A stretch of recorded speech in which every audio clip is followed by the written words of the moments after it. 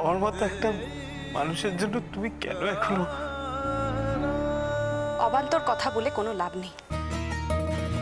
এই কথাগুলো আমাকে একদম বলো না। দেখি, আমার তোমার সামনে মুখ দেখাতে লজ্জা করে। ওরা যখন বলেছিল তুমি আসবে, আমি প্রথমেই বলে দিয়েছিলাম যে আমি দেখা করতে চাই না। ইনফ্যাক্ট আমি কারোর সাথেই দেখা করতে চাই না। তারপর ওরা যখন এসে বলল যে তুমি অনেকক্ষণ ধরে বসে আছো, আমি না এসে পারলাম না। আমি তোমাকে একটা খবর জানাতে এসেছি।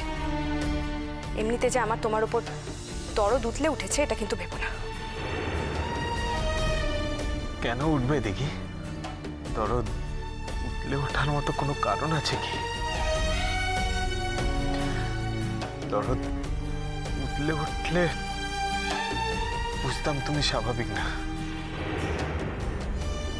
যে কথাটা বলতে এসেছি সেটা বলে দেওয়াই ভালো নয় কি? বলো। আমি টাকাটা জমা করে দিয়েছি।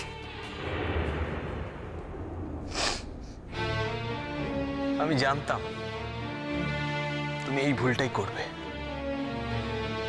এই ব্লান্ডারটা না করে তুমি থাকতে পারবে না। ব্লান্ডার? ও, তাহলে কি প্ল্যান করেছিলে তুমি?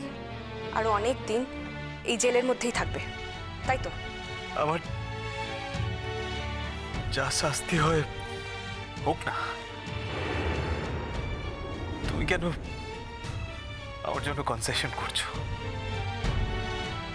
করো না দেখি, করো না।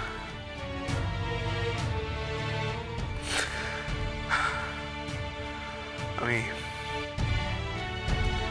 কোনো কনসেশনের যোগ্য নই। জেল থেকে বেরিয়ে কি করবে কিছু ভেবেছো? জানি না। জানতে তো হবে, জানাটা তো প্রয়োজন। তোমাদের বাড়ি সিল করে দিয়েছে আর তোমার বাবা মাকে অ্যারেস্ট করে নিয়েছে। ওরা আমার বাবা মা নয়। যাই হোক, আমি যেটা জানি শুধু সেইটুকুই বললাম। আমি ওদের কোনো কথা শুনতেও চাই না,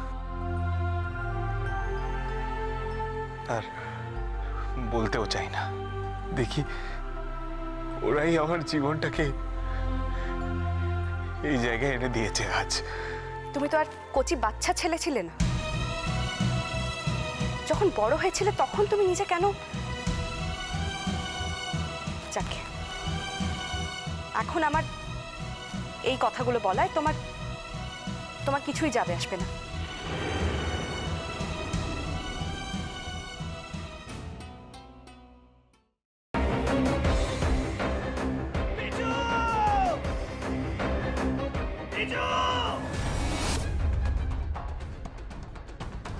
কি করে করতে পারলে তুই? ও তোর বৌদি হয়, তুই আমার ভাই হোস।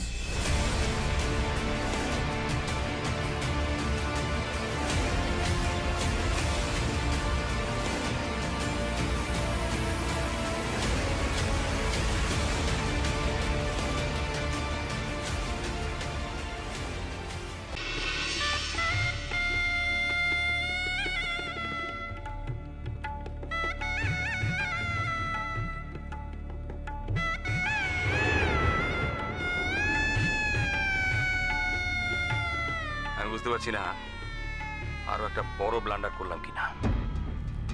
কি বড় মামু? আমি ওদের 20 লাখ টাকা দিয়ে দিয়েছি। সে কি কথা? কেন? তোমার কিন্তু কথা ছিল এই কথাটা 5 কান না করার। যাই বাবা, তাড়াতাড়ি বজরংবলীর পূজাটা দিয়েছি। আমি লাড্ডু না দিলে তো বজরংবলীর ব্রেকফাস্টই খাওয়া হবে না। আরে বাবা, এবার তো কোল থেকে নামাও। ও হ্যাঁ হ্যাঁ, আর যা বললাম মনে রেখো।